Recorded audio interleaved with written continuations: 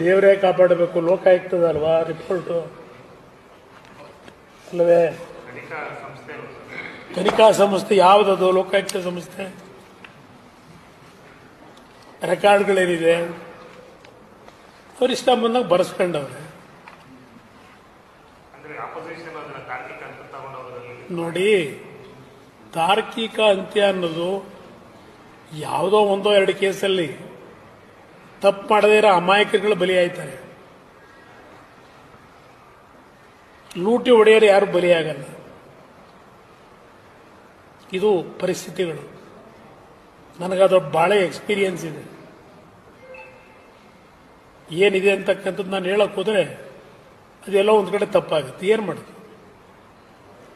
ಕಣ್ಣು ಕಟ್ಟಾಗಿದೆ, ಕಣ್ಣು ಕಟ್ಟಾಗಿದೆ. ಅಲ್ಲಿ ಏನೇನಾಗಿದೆ?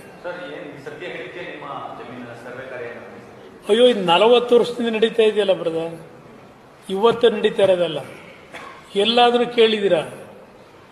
5 ಜನ IAS JDLRಗಳು SIT ರಚನೆ ನಮ್ಮ ಬಿಡದಿ ಜಮೀನಿಗೆ.